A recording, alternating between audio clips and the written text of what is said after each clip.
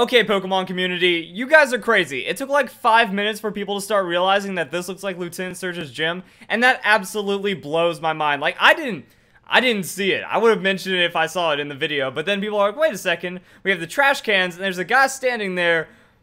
What is going on? Now, that person doesn't look standoutish enough to look like a gym leader, but why does this resemble something that looks like a gym that we've seen in the past? Like, what is going on here? So the mystery kind of deepens. But naturally, now we have to look at the Japanese YouTube trailer because there's going to be extra information potentially or something like that. So pretty much I just have the face cam on right now, so I don't have to worry about copyright stuff. I'll probably take it down after this because I'm tired.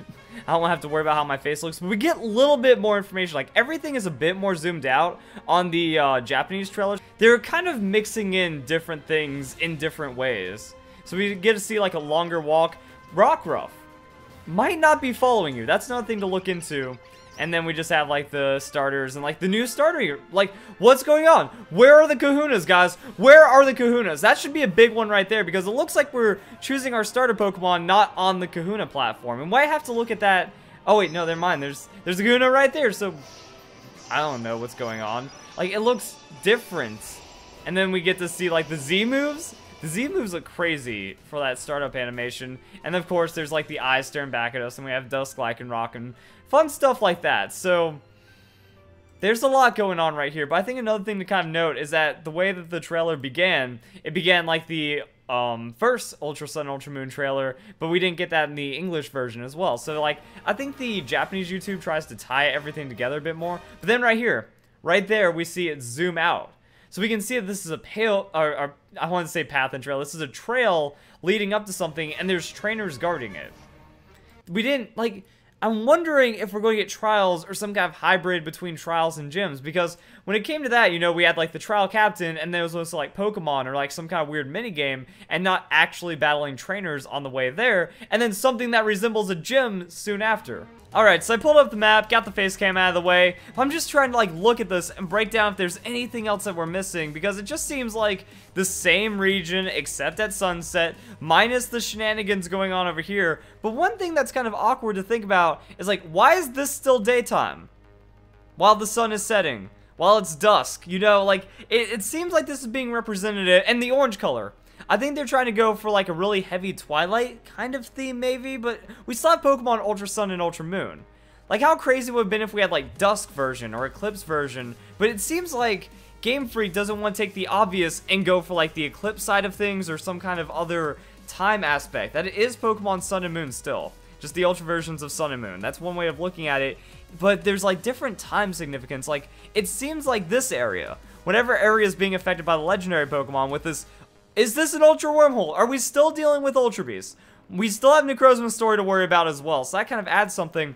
But that is different. It's like this is putting this island in a different area, and maybe a different point in time or something, because it doesn't have the dusk. It doesn't have this orange color that's represented elsewhere, and I think that just kind of adds another layer of like just strangeness going on. But I have to know, guys, it teased me in the teaser, like when we first had like the Chinese leak for this. It teased me then, it teased me now. Like, what is it?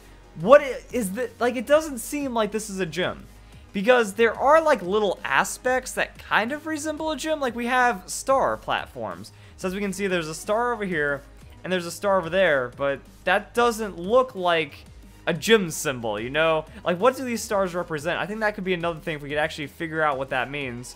I don't think there's stars that look like this in Pokemon Sun and Moon that can give us an idea as to what this is, but like, we know there's a building as well. Like, where is this taking place? If this is inside the Aether Foundation, that doesn't make much sense. Is there going to be like a late game? I don't even know what to call it, like, because we've already, in Pokemon X and Y, we had it to where you can re-challenge the old gym leaders. I think we've also had that, we've had that in many different games, where the old gym leaders come back, you can re-challenge them. This seems like a weird way of doing it, but then that's also, that's not a gym leader, you know, that's not Lieutenant Surge chilling there over at the end. So that kind of adds another layer to things. And like I said, with this path being longer, there's so much weirdness going on in this. And then like that other chick, the golfer chick, you know, we're getting a little bit of explanation about her. And also for the Japanese trailer, they go more in on the Z Crystal, that we see this again. You know, it seems like they're kind of reminding us of what was shown for the Ultra Sun and Ultra Moon trailer, because yeah, like, we could have forgotten about this. It happened so quickly, and it was just kind of like at the end of it, and we're like, okay, cool, like the Z bracelet definitely looks different, but what does that mean for us? Well, this is what it means for us, because we've already confirmed, and it's on like the Pokemon website and stuff, under the cool features. Also, I should probably zoom out if I'm going to be doing any more of this. Then in the cool features, that we have a new Z ring. That's a power. So we have the Z power ring. And that's what this is. So we thought it was gonna be something crazy, like it represents the islands or something like that. But the crystals look different, and even then, like the little etchings for the crystals. So whatever timeline this is taking place of, like this alternate story for Pokemon Ultra Sun and Ultra Moon, it's going to, like, a lot of things are just slightly different, and then it changes the world on a larger scale. And then looking at the question of if Rockruff is really following you, like, to me.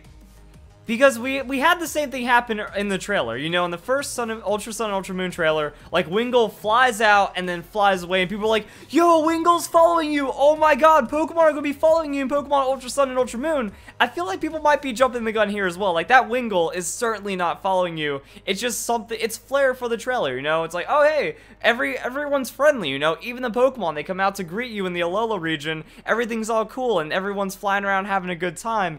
So, in the English trailer, it kind of looks like the Rockruff is like directly following you, but in the Japanese trailer, we get like half a second extra. So yeah, the English trailer starts at here, and it seems like, you know, Rockruff isn't following you. It doesn't seem tight enough. Like, if I'm walking from this direction, so like coming in this way, Rockruff shouldn't be over here chasing me. It seems like, you know, maybe the wild Pokemon are just interacting with you, or like, you know, it's one of these trainers Pokemon, and you guys are just having fun.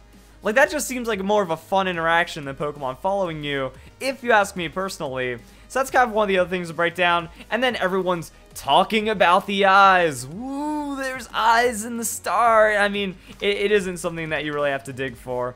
But one thing that gets me is that these eyes are also showing like the rainbow prisms and stuff, because the Japanese, oh man, now I gotta find the Japanese stuff for this. That for the Japanese logo, we have like these rainbow triangle prisms, and everyone should know by now that we have the red and blue orbs for Omega Ruby Alpha Sapphire, we had Z crystals in the logo for Pokemon Sun and Moon, we also had Mega Stones in the Pokemon X and Y logo, so this is something relevant. We haven't seen what it's used for now or what it means, but that's kind of one of the things that when you zoom in here, it's done in the same style. Like, is this a new Pokemon? Is this like a new Necrozma form or something? Because that just looks freaky and weird and out of place, but so intentionally out of place that it has to mean something, because it represents like what we've already seen. You know, we have blue, orange, yellow, blue, purple, or like, yeah, purple and red and stuff. So that's kind of like the random mix of colors and breakdowns and like these weird geometric shapes and stuff. Because it says Solgaleo, Lunala, and Necrozma are at the center of the story, and secrets about Necrozma that were undisclosed in the previous games will now come to light.